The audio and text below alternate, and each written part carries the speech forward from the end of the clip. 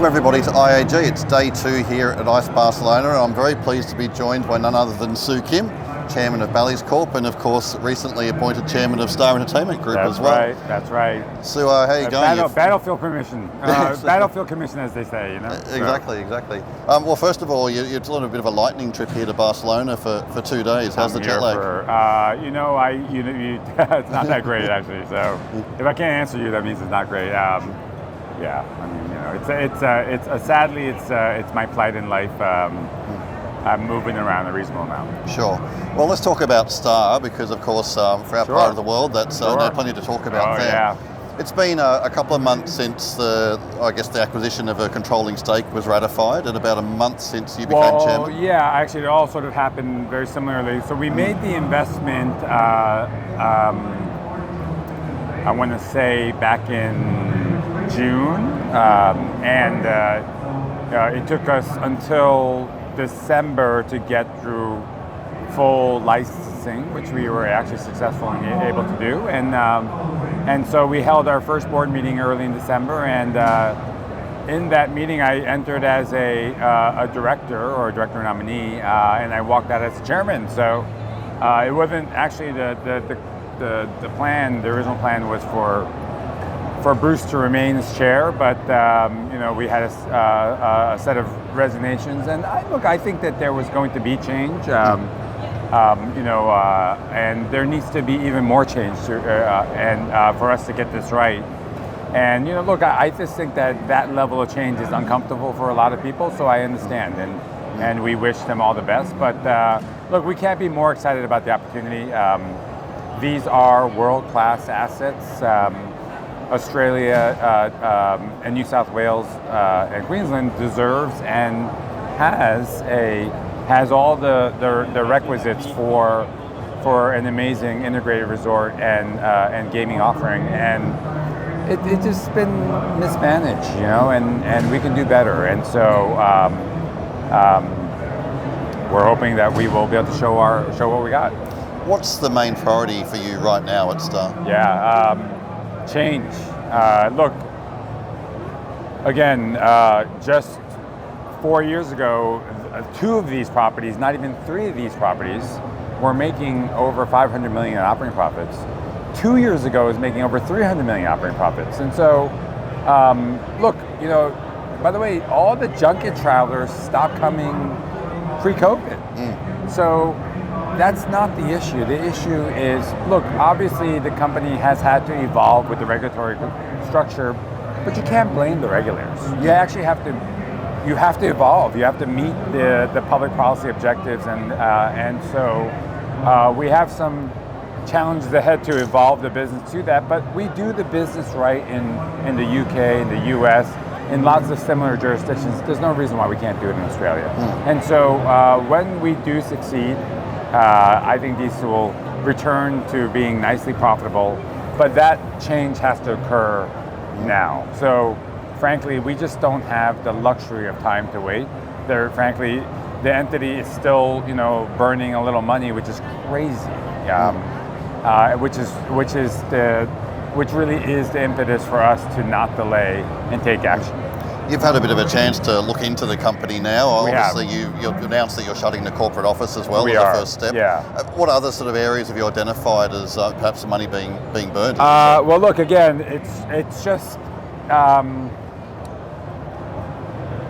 think a lot of people mean well, and it might just be the fact that in some ways, this company has been in some kind of regulatory receivership already, whether it's de facto or de jure. And that in itself isn't a problem per se, but just the people that are there or were there didn't understand what it was to run a casino. So I'll give you an example. You build rooms at integrated resorts so that you can attract gamblers. And actually during peak times, you can't sell that room for cash, even at a very healthy $500-600, whatever it is, per night. ADR if you can get a gambler in that same room that is willing to gamble more than that. Yeah. And so that kind of yield management is just a basic sort of skill and operational process of destination resort operators with nice rooms, a nice offering, and patrons that both come locally as well as regionally or from abroad. And the first thing we did when we sat down with the team that was in place and asked them, like, how do you do your yield management? They're like, we don't know what that is. I mean, and so we're like, we just set a rate for the hotel and we sell it, which would be the right way to do it if you hired a hotel management company. There was no casino, and you were just managing for yield and ADR. But when you have a whole nother element of your business, you have to manage for all of it, you know? And that level, the next level of work wasn't being done. It was like not being done. And so that's part of the reason why we're closing the office is it gives us an opportunity to devolve these processes to the actual properties, but also make sure that the people that are at the property, it's a forcing function to make sure that the people are right. Yeah, so that's obviously important, is sort of empowering the properties individually. You have to do it. I mean, the weird thing about all of this, if you read the regulatory reports, one of the complaints was that it was so centralized, and sort of like a lot of the bad acting was sort of coming from central. And so I think some part of the regulatory imperative, and also to sort of, given the fact that one is regulated by New South Wales, the other one by Queensland, that it's better to run these two parallel, jointly but severally, and we want to meet that imperative, and I think it'll actually end up with a better operating product by doing so. Sure. Well, you mentioned before that obviously Steve McCann departed, which I guess led to you becoming chairman and Bruce moving into the CEO role. Right, actually it was Anne that left the chairmanship, Right. but that's right. Steve left the CEOship, but That's yes. right. Yes. So did Steve explain his decision there? Was that because of the change, or? You know, we gave Steve an option to transition with us, but I think that this thing that we do is really not for everybody. When you're bringing the kind of changes that, look, I'll give you 4 or 5 years ago when the company was making a lot of money, the number of headcount that was categorized as corporate and management at property level was about 650 people. The last check at the end of the year was more than 1,000. Wow.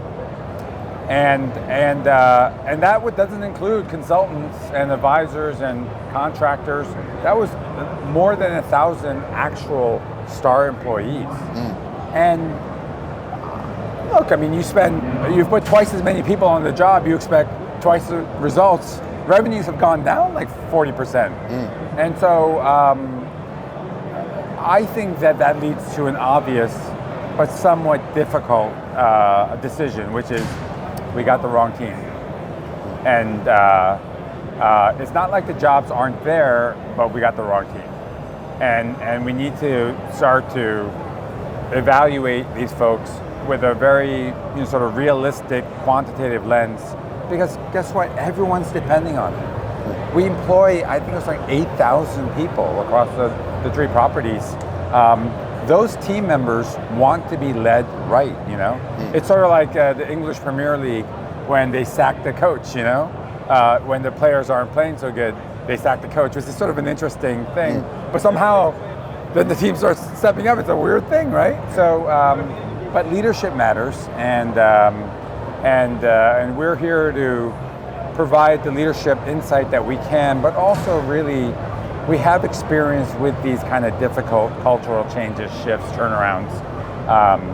And the reality is it's not for everybody. Steve's a wonderful executive, but he probably looked at it and said, this is not for me, you know? And I don't blame him for that. You know, I was a little surprised. I mean, you know, we had having conversations that he would stay on and continue on some roles that he did well, and that we would step in and help out in other roles. But you that wasn't to be. So obviously Bruce Mathieson Jr. stepping into the CEO role. What sort of role do you see him playing in terms of helping you guys? Well, what you do? Bruce obviously, and his father comes from a very distinguished and experienced. They're called publicans, as they say. Yeah. I don't know. I've never heard. Publicans. Yeah, publicans. That's right, it. publicans. Yep. Not republicans, but publicans. A little different. I love that. But look, they have a very successful track record of running businesses that combine F&B and gaming and touch lots of millions of patrons. And we need that, actually. That's a part of what we forgot, is how to do that basic. Now, our businesses are much more complex than that. And the Bally's team will help Bruce and his team in areas where they're not as familiar. But in Bruce, I have an economically aligned business partner who's willing to step into the breach and be our owner on the ground. And look, I believe in the alignment of ownership and management. I just do. I've always have. And so in Bruce, who is now the second largest shareholder, there isn't a more fit person to take that role. So we're excited for him. We're going to back him, and I suspect he'll be there for a while. Sure. And because I think we're going to have great success, and we're going to continue to build on the company. You've spoken about your desire to talk to your Hong Kong partners and hopefully continue managing the casino in Brisbane. Yes. How's that progressing? If there was some wood, I would be knocking on it. Every conversation that we've had, and we've had a few, we've had conversations in Brisbane, we've had conversations in Hong Kong, we've had conversations in Kuala Lumpur.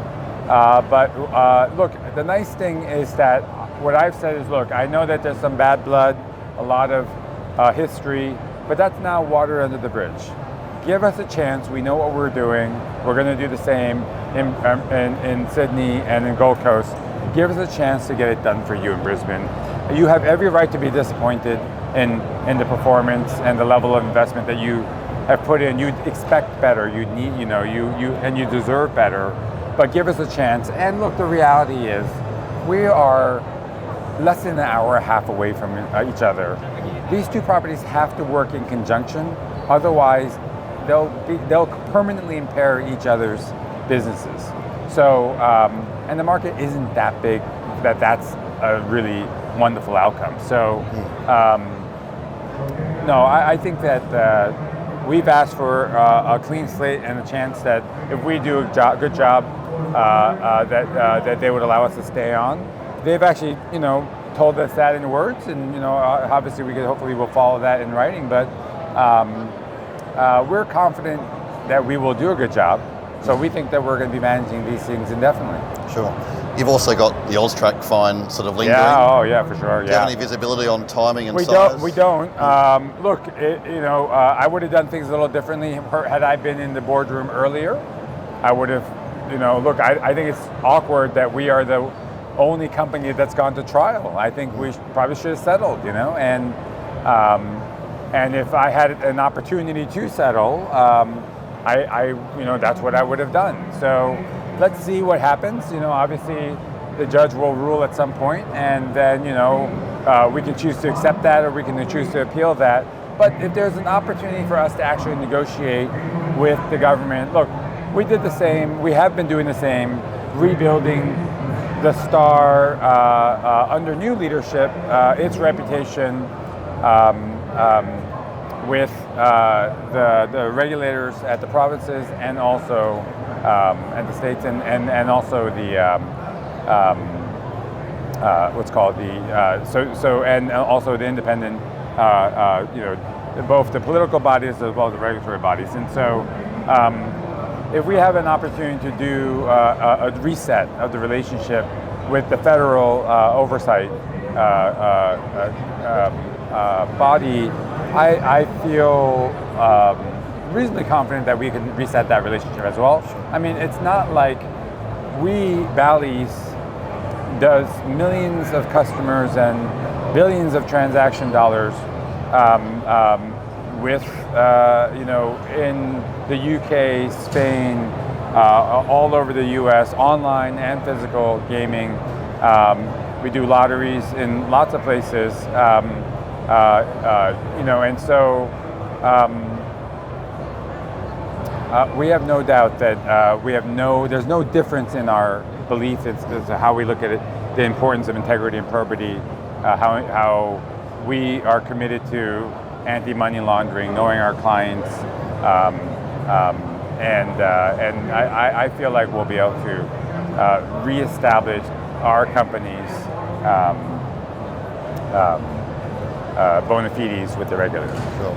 You also mentioned the possibility of a name change for Star. Is that still on the cards? Or? Yeah, it's a great question. I think that one is an open question. It's an actual debate.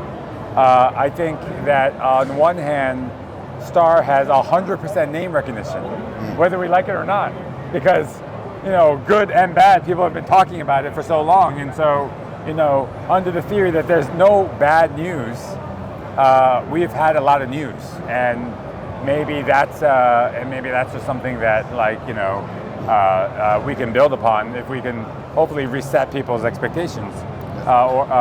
But there are some real, true, sort of damaged credibility and legacy, and so look, we have talked about whether it's Bally's another name or some variant thereof, to bring some different branding, and I think we're open to it. I don't think it's something that's high on the list of things. I think this is like the levels of we're in triage. Make sure that the patient doesn't bleed out on the operating room, and once we do that, then we can figure out how to name the patient. So last question for you. I mean, what does success look like for you at Star in the short term, over the next 12 months or so? Well, we have a very high expectation of what's going to be accomplished in the next 12 months. We're going to swing the operating profits from negative to positive. We're going to reestablish good credibility with our regulators to the point where we have to get our licenses back. Yeah. We don't even have our licenses. So profitability, integrity, those are both actually non-negotiables. We have to accomplish them, and we have to accomplish them in 12 months. There's no time. There's no time. That kind of sense of urgency, we absolutely bring to the table. We pride ourselves in being real about the situation, and I don't think there was enough urgency. If there was one sort of failing of the prior, collection of managers and overseers, was that for whatever reason, I think they would all recognize the facts and they tried their best, but there was just no action taken that were consistent with the level of urgency required. So 12 months is it's dog years for this company. We were going to move quickly, restore profitability, restore integrity. They go hand in hand. You can't do one without the other, and we plan to do both.